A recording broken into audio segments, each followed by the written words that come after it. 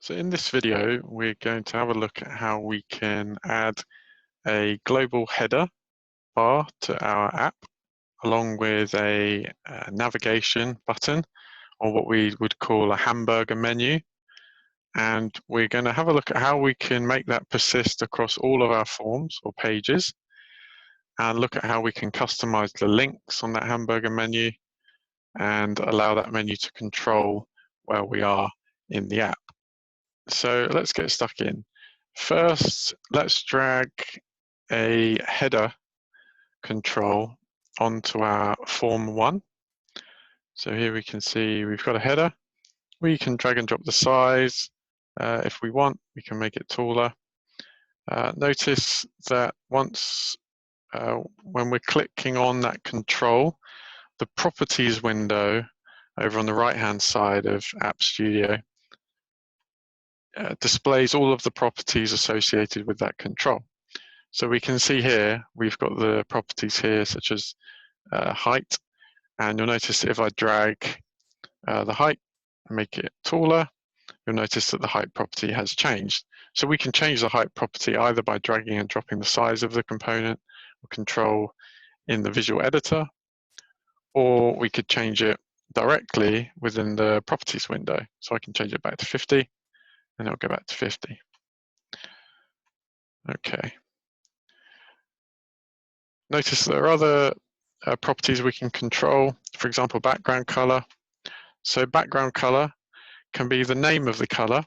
So that's the HTML name of colors. If you wanted to look up the available color names available for web and mobile development, you can look that up on Google. Alternatively, you can actually use a hex code for the color or an RGB value. But let's say we wanted to change the background color to light blue, and there we go, it would change it to light blue. So we'll leave it at that for now. We can also, if we scroll down to further properties, we can change the ID of the header. So the ID isn't anything that we see on screen, but it's the identifier of the control that we would then refer to in our code if we are implementing any behavioral functionality that uses this control. So instead of header 1, let's call it header global. That makes a little bit more sense. It also alludes to the fact that we're going to make this a header that's going to be globally available throughout our app. The text content is the actual text that appears in this control. So let's change it to my app. And you can see there it's changed to my app on preview. There are other properties that we can change, such as font family, font size. So if we wanted to change it to a slightly larger font, we could make it normal weight. We could do that if we wanted to. Okay, so we've got a little header here. That's all fine. What we're going to do next is add a hamburger menu control from the Bootstrap 4 section. And you can see we've got a hamburger control here. We're going to drag it in and make it part of the header. So if we drag it on, and we can see there, okay, we've got this hamburger menu with the 3 lines. Currently, we can put it wherever we want, but actually we want to nest it within this header global, because what we're going to do later is make this header global control available throughout the app, and we want everything within that header to also appear globally on the app. So we want this hamburger menu to be a child element of this header global. To do that, if we drag it and then notice that the color of the header control changes, if we drag it onto it, and then we can see it snapped to the top right position of the header. And in our Project Explorer, we can see now it's nested as a child element on the header global. Okay, so it'll make a little bit more sense later why we've done that when we make this header globally available throughout the app. For now, I don't like the way that this is sitting. It's the spacing, it's too near the top and right. So what can we do about that? If we try and drag it, it doesn't seem to move. It seems to have snapped to the top right of the header. So what we can do is go into the properties of this control,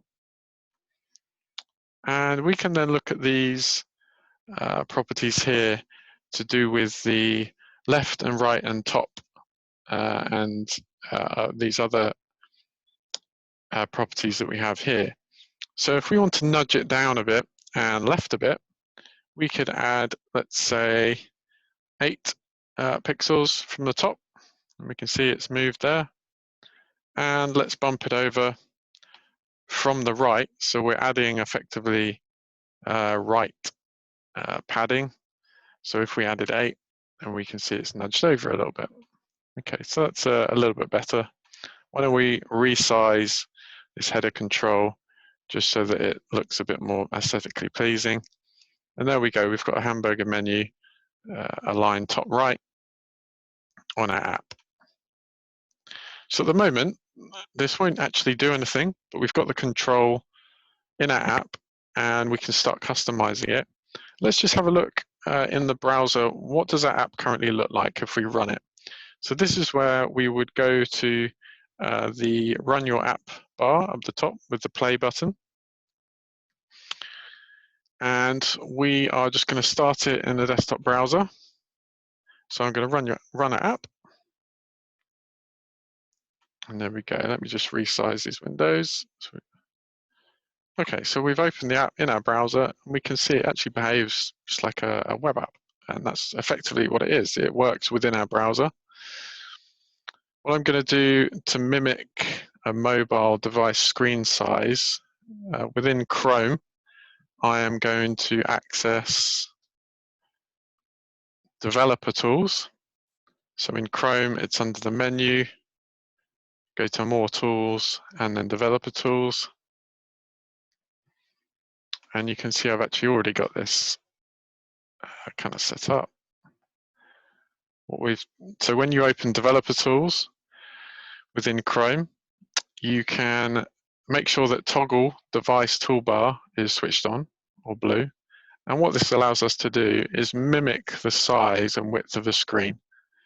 So you can see here that the current width of the screen is 320 pixels, or mimicked as that width, which is for a small mobile device.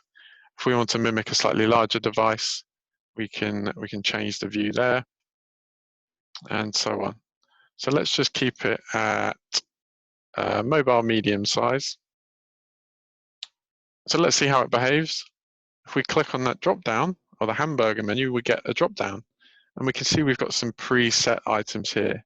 But if we click on them, it doesn't do anything because nothing yet is implemented. Okay, this gives us an idea of what we're working with. This is what that app is starting to look like in a browser. Okay, let's go back to AppStudio. What we're going to do next, let's customize the hamburger menu. So to do this, we'll make sure we click onto it. We can do that within the design window, or we can click onto it in our Project Explorer.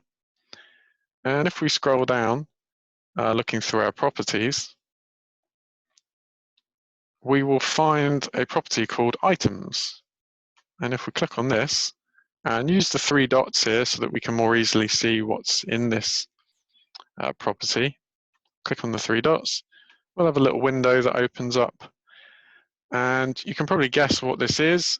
On each line is an item in the hamburger menu.